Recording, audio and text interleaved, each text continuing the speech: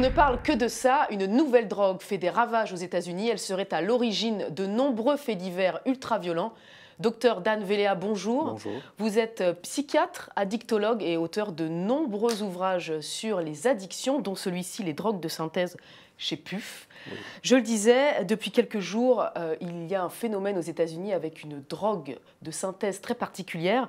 On voit d'ailleurs des vidéos en ce moment sur Internet qui circulent et qui montrent des individus pris de folie. On en voit quelques extraits en ce moment d'un homme qui court nu au milieu de la circulation. Un autre homme s'est attaqué aussi violemment à un commissariat de police avec une force incroyable. Et puis un autre individu s'est aussi empalé sur des grilles de sécurité, ou bien on a même entendu parler d'un homme qui a tenté de violer un arbre. Donc des événements et des situations extrêmement particulières. On nous dit que ces individus étaient sous l'emprise de FACA. C'est le nom qui a été donné à cette nouvelle drogue de synthèse. Qu'est-ce que c'est que cette drogue et d'où vient-elle ? Donc, FACA, c'est une nouvelle drogue de synthèse dans la lignée de l'ancien PCP, le Angel Dust, donc la phencyclidine, dans la lignée des bath cells, les sels de bain qui ont défrayé les chroniques il y a quelques années. Donc, c'est aussi un dérivé, on va dire, méthamphétaminique, comme le ice, le yaba, des produits très anciens qui circulent depuis les années 40. C'est une évolution, donc, grâce un petit peu au génie de chimistes qui modifient des groupes et on se trouve avec des produits complètement explosifs. C'est un produit très dangereux parce qu'on voit qu'il y a vraiment un phénomène de désinhibition avec des bouffées délirantes, avec des passages à l'acte où les gens se sont découplés en termes de force et en termes de désinhibition. C'est pas anodin, les gens qui essayent de s'attaquer à un arbre ou avoir des rapports sexuels avec un arbre sont empalés, courir complètement dans la rue. Avec les sels de bain, c'était le phénomène où on mangeait, c'est des phénomènes de cannibalisme, donc les gens qui ont mangé le visage d'un autre, bon, c'était quelque chose qui défraie la chronique. À quoi ça ressemble concrètement et comment ça se consomme? Est-ce que ça s'inhale, ça se fume, ça s'injecte? Donc justement, c'est ça le paradoxe avec ces produits. On n'a pas une labellisation, c'est une sorte de poudre blanchâtre. On ne sait pas très bien comment la différencier des autres. Ça peut être sous forme de petits cristaux. Donc on rentre tout le temps dans des confusions avec d'autres produits. On peut l'inhaler, on peut l'avaler. Il y en a certains qui l'injectent évidemment. Ça peut même être utilisé sous forme de boisson diluée. C'est un produit avec une diffusion très très rapide, avec vraiment des phénomènes qui montent en puissance. Qu'est-ce que ça provoque? On parle d'hyperthermie, on a le corps qui monte à 42 degrés, on devient un peu surhumain dans sa tête, on a l'impression qu'on peut... Sur un plan somatique, donc au niveau du corps, donc il y a ce phénomène d'hyperthermie maligne qui peut vraiment entraîner des phénomènes de décès, un phénomène aussi d'hypertension artérielle avec peut-être des troubles du rythme cardiaque. Sur le plan psychique, les effets sont quand même très impressionnants parce qu'on assiste à un phénomène de désinhibition, de démultiplication de ses forces ou sentiment d'avoir démultiplié ses forces, un sentiment d'invincibilité, un effacement total du contact avec la réalité.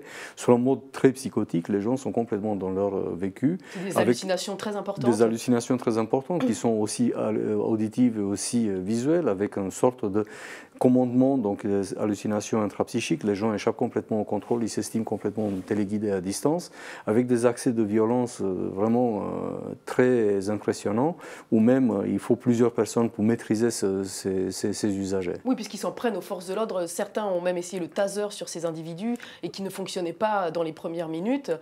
On se demande, avec des effets aussi désastreux, qu'est-ce qui séduit, si on peut utiliser ce terme-là, les consommateurs de cette drogue?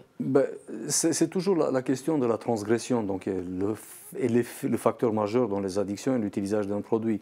Là, par contre, on est dans des recherches de sensations avec un sentiment d'invincibilité, avec un sentiment ordalique, donc demander une caution à la divinité de son existence sur Terre, où les gens ne sont plus capables d'avoir un contact avec la réalité et ils sont vraiment en train de faire tout et n'importe quoi.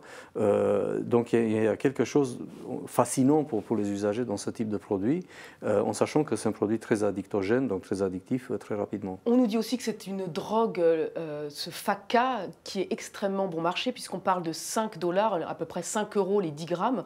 Qui consomme ces drogues-là? Est-ce que c'est des jeunes en discothèque? Ce sont des SDF, des marginaux? Qui consomment? C'est le même phénomène qu'on avait connu avec le crack, qui était un produit dérivé de cocaïne, qui coûtait moins cher, où il y avait des mélanges avec bicarbonate de soude, avec d'autres produits, et le prix il était très compétitif.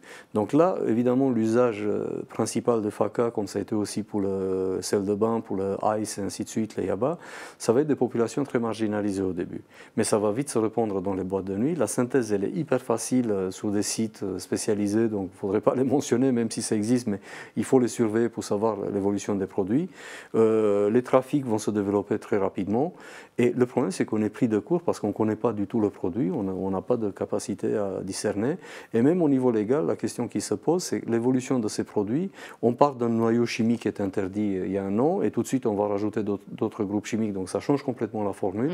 Et il va falloir interdire globalement certaines classes, les phényléthylamines et tous ces produits-là, qui portent le nom, c'est pas étonnant, designer drugs. Donc on peut dessiner sa drogue, et smart drugs, parce que soi-disant, c'est réputé pour accroître l'intelligence. Moi, je pense que l'idée de smart drug, c'est dans le sens évolutif. On peut faire évoluer ces molécules de manière comme on veut, rajouter des groupes pour obtenir d'autres effets.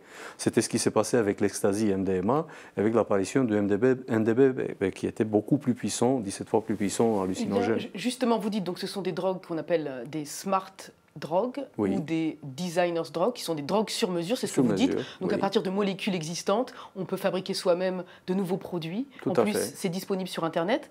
On apprenait il y a quelques jours à peine qu'en France, le cannabis et les MDMA sont en explosion auprès des jeunes qui en consomment de plus en plus. Est-ce que Flakka, donc cette drogue qui fait des ravages aux États-Unis, pourrait, par le biais d'Internet, par le biais d'apprentis chimistes, faire aussi les mêmes dégâts? Là, il faudra relativiser parce qu'évidemment, dans l'usage de ce type de produits hyper violents, la grande majorité des usagers de cannabis, alcool, MDMA en soirée et de mode festif seront très vigilants, surtout si on les avertit. Il faut vraiment leur dire, attendez, l'effet de nouveauté, ce type de produit très réputé, très américanisé, avec des effets explosifs, vaut mieux se méfier. Et là, les gens, ils sont très sensibles à ce type de message. Un message du type, c'est pas bon, c'est interdit, au moins ça va susciter la transgression, l'intérêt pour la transgression. Donc il faut leur expliquer réellement quels sont les dangers. Est-ce que Flakka est déjà en circulation en France? On a des signaux d'alerte déjà? Les saisies qu'on a eues, non. Mais on sait par exemple que le crocodile, un produit qui a défrayé la chronique en Russie il y a quelques années, il existait déjà en France, mais vraiment d'une manière très peu répandue, heureusement. Donc on peut supposer que ce type de produit ne va pas tarder d'apparaître. Je ne pense pas que ça sera une explosion de la consommation de Flakka comme ça a été une explosion par rapport à tout ce qui était méthamphétamine, yaba et ice. Ça va rester sur un cadre très initiatique pour certains, mais les risques sont toujours là parce que les dealers seront là justement pour distribuer ce type de produits.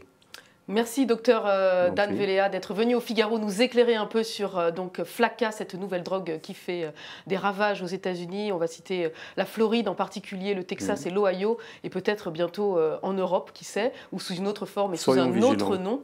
Je rappelle donc que vous êtes addictologue et que vous êtes auteur donc des drogues de synthèse aux éditions PUF. Merci. Merci.